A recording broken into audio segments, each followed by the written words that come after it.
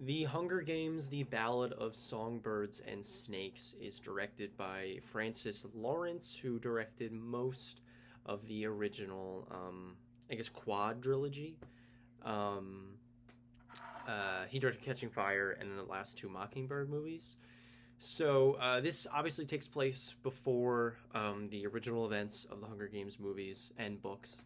Um, I would say it's a prequel that follows President Snow and how he kind of got to be who he is in the later films. So this is also a book. I have not read the book. I only read the first two Hunger Games books like in sixth grade and then never touched them ever again. But I recently revisited the movies, and they were really great. I absolutely loved them. But in not they're not all 5 stars, A pluses. They all sit around like a B plus rate, but like they're all like that. So it's a fun series to watch, and they're easy to watch too. And they're easy to get into, and they're very well made for the kind of movie that they are. Back in 2013, like 10 years ago, we got this major influx of YA adaptation movies that were all just kind of dog shit, and all were just kind of do what the Hunger Games was doing, because legitimately that movie was so popular and had so much outreach because it was actually pretty good. So I had really no reason to be nervous with this movie. Cameron, what is the lead actress's name? Rachel Zegler. I don't like her very much. I find her to be pretty obnoxious, like most other people. So I was a little worried with her in the movie, but I was kind of like, let's just, that's fine. There's going to be annoying actors in movies sometimes. Don't let it ruin the rest of the movie for you.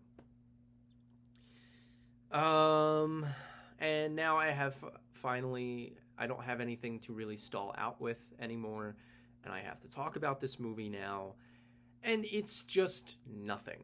The Ballad of Songbirds and Snakes, it's getting decent reviews, at least like on Letterboxd, and I know that's not really the best gauge of what people think of movies, but man, I was reading through some of the reviews, and I swear it's just because people are Hunger Games fans that they're loving this movie, because this is just not great.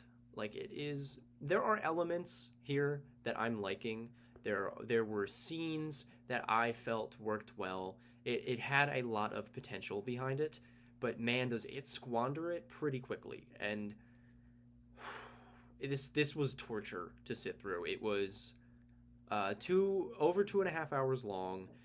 It's split into 3 parts. I They were trying to do too much with this. With a story that didn't feel all of that necessary, or all of that realized. And I'll get to that point later. But I want to talk about the two leads first, because they are, I think, the central crux of the issue with this movie. There are a lot of talented actors and actresses in this movie. Viola Davis is awesome. She's so campy and so like ridiculously over the top evil, and to get to hers like have fun with a character like that and play a character like that was just awesome. She's one of my favorite actresses, and she just continues to be great. Peter Dinklage is pretty good in this movie too. He's also being very corny and in a very fun and pleasant way. And Hunter Schafer, she was great in this movie as well. Like, they didn't give her character that much screen time, which kind of sucks, but whatever, because she was great, as she always is. So again, and Jason Schwartzman, I almost forgot about him. He was hilarious and perfect for that role. This movie has stuff going for it. It has actually legitimately great set design. That's like a little detail that doesn't do too much, but there is a lot of great shots. And specifically the scenery is really cool.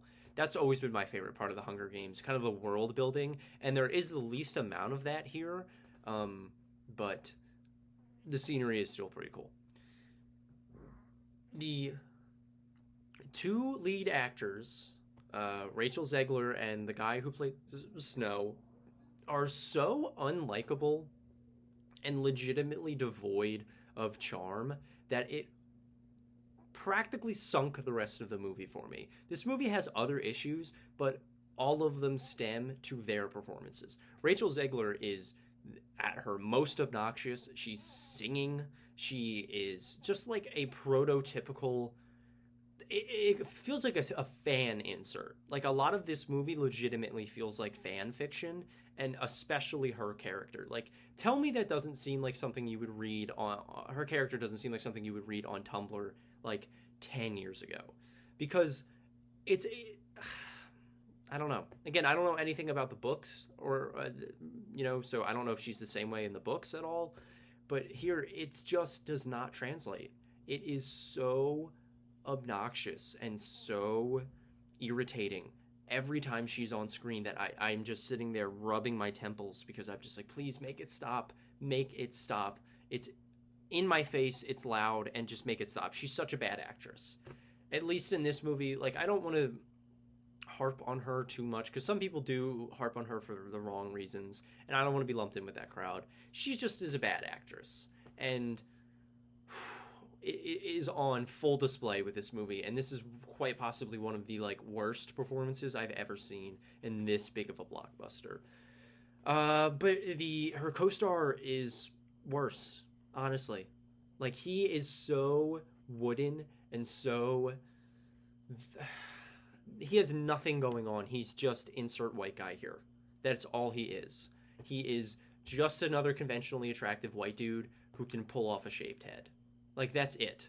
And there has been an influx of those kinds of dudes throughout movies who really don't know how to act, but are just there to be hot.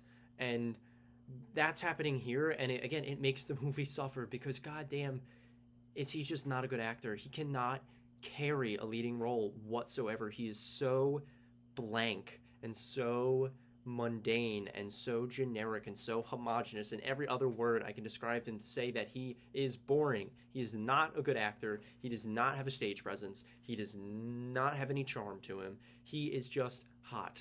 And I'm not saying that in like a subjective way. I'm saying that like in an objective way, that people find him attractive. That's why he's in this movie. And yeah, and that's it. That's all he has. And it's just, this movie gives you nothing. This movie is it's retreading the same, messages and themes that we got 10 years ago. This movie feels redundant. It feels stuck in first gear through the entire 2.5 hours. And again, the actual Hunger Games sequence is kind of cool. I like what they did with the arena and, like a smaller area. Focusing in on a couple of characters, more so than they did in the original. I understand why they wanted to make this movie and capitalize off of like the Hunger Games nostalgia, but for me, this just did not. It landed with a face plant and kept going down from there. So I'm gonna give the Hunger Games, the Ballads of Songbirds and Snakes, a strong D+. This was just abhorrently boring, and I don't know. I didn't connect with it at all. Cam, who's sitting over there, also hates it. Yeah, it just feels like when people are pointing to, oh, everything's a remake now, everything's this, everything's that, this is the kind of movie that they're complaining about, because it's just nothing. Like, it is this. I can barely remember everything about it, and I just saw it last night. Like, so, yeah. Have you seen The Hunger Games, Ballad of Songbirds and Snakes? Are you one of the many that is seeming to like this movie, or are you one of the few over here with me and Cam who really did not connect with it? Please let me know in the comments. Be respectful to everybody else's opinion, obviously. But I would like to know what your thoughts are. I don't really have anything else other than that, so I will see you guys with the next review.